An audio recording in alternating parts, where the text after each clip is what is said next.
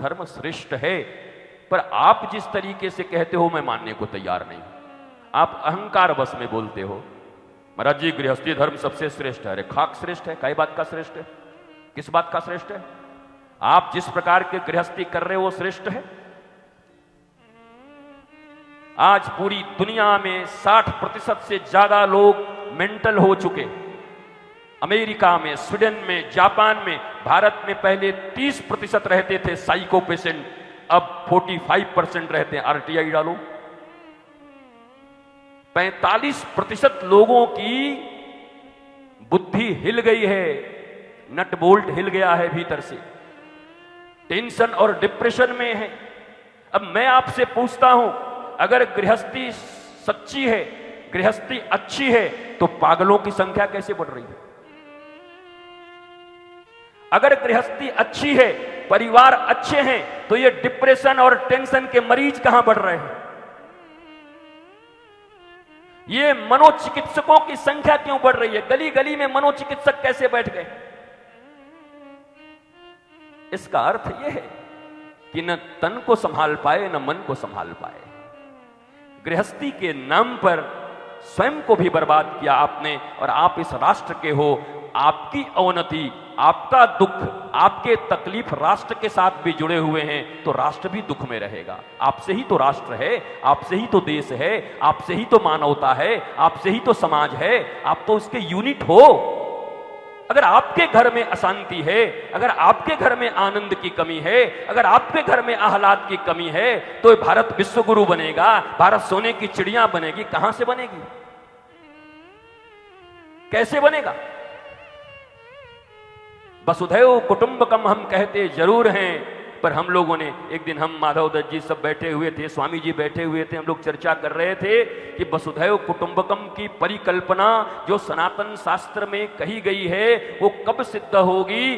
पूरी वसुधा हमारी कुटुंब है, बड़ी अच्छी बात है, लेकिन बात तो तब बनेगी जब अपने ही कुटुंब को पूरी वसुधा मान करके पूजा पाठ, संस्कृति, आराधना और भगवान का घर अगर हम उसे बना लें, तो वास्तव में एक एक घर वसुधा बन जाएगी। और ऐसे घरों से पूरा वसुधा वसुधैव कुटुंबकम को सार्थक करेगा। नहीं तो ये रटने की बात रह गई है। हम तो बड़े लोग हैं, हम तो वसुधैव कुटुंबकम मानते हैं, हम तो वसुधा को कुटुंब मानते हैं, हम तो वसुधा को पूरा ये। अरे तुम्हारे मानने से क्या होता है? तुम्हारे घर में 3 पागल बैठे हुए हैं,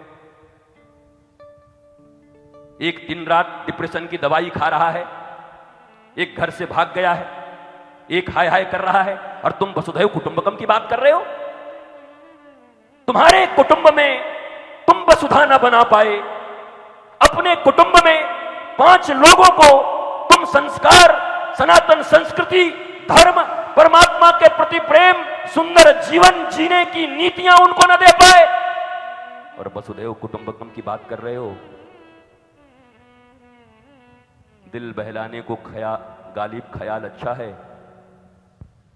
इसलिए वसुधैव कुटुंबकम की परिकल्पना तब सत्य हो सकती है जब प्रत्येक कुटुंब को ही वसुधा मानकर, और आप मान लो कि मेरे लिए ये दुनिया मेरा परिवार ही है, और इस परिवार को मैं सुसंस्कृत कर दूंगा, इस परिवार को मैं भारतीय धर्म, सनातन संस्कृति, कृष्ण बलराम से जोड़कर हनुमान जी जैसा महाबली अपने घर में संतानों को बनाएंगे, तो फिर एक दिन ये पूरी वसुधा हमारी कुटुंब हो जाएगी। अभी कुटुंब नहीं है, अभी तुम्हारा कुटुंब ही कुटुंब नहीं है, तो वसुधा कहां से हो?